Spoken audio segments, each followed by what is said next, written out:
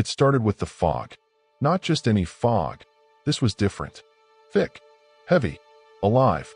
It swallowed the road ahead, twisting and shifting like something breathing. It wasn't normal. It wasn't natural. We should have turned around. We should have stopped. But we didn't. The air grew dense, pressing against the car like invisible hands. The radio crackled with static. My phone lost signal. Jesus, Jake muttered, gripping the wheel.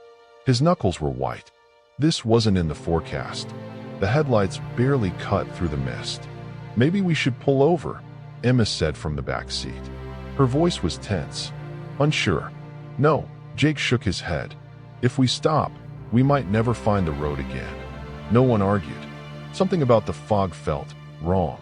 Then the engine sputtered. A cough, a stutter, and then nothing. The car rolled to a dead stop. Jake twisted the key, his jaw clenched. Come on, not now. The engine refused to turn over. Outside, the fog thickened, pressing against the windows like something desperate to get in. And then we heard it. A soft tap on the glass. A single knock, coming from the back window. Emma sucked in a sharp breath. Did you hear that? We all did. Jake turned, slowly, his breath shallow. The window was empty. Just fog, swirling, shifting. Then, another knock. From the other side. I spun around. Nothing there. My pulse pounded. And then, the whispers began. Soft, just beyond the car. Not words, just sounds. Shapes moved in the fog. Tall, thin, watching, waiting. We weren't alone. We made a mistake. I don't know why we got out of the car. Maybe it was panic. Maybe it was the whispers crawling into our heads, twisting our thoughts. Maybe it was the fog itself. But the moment we stepped outside, the car was gone. Not stolen, not moved, just gone, like it had never been there at all. The road was gone, too. Instead, we stood in a forest, but not a normal one. The trees were tall and twisted, their bark blackened and cracked.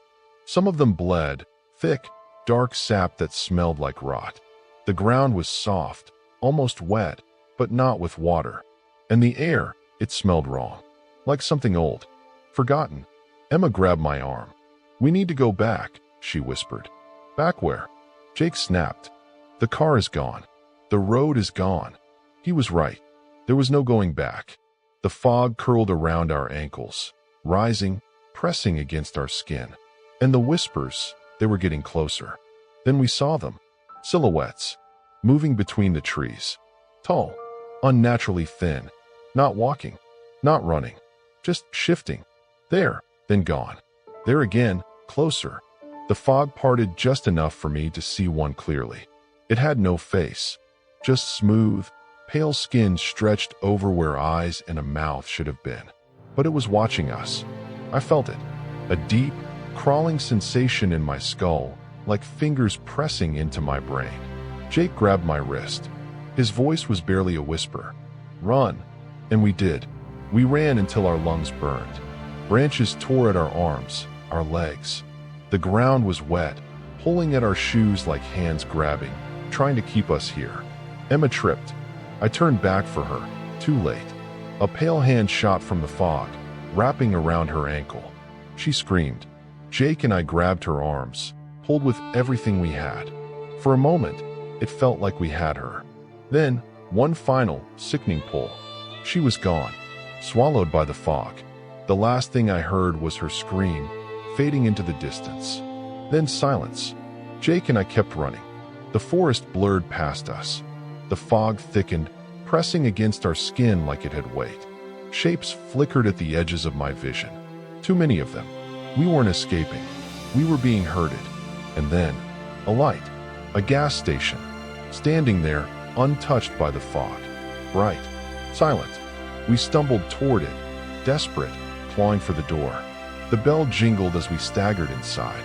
An old man stood behind the counter. He looked at us like we weren't real. Please, I gasped. You have to help us. Our friend, she. The man shook his head. You shouldn't be here. His voice was low. Final. Jake grabbed his shirt. What is this place?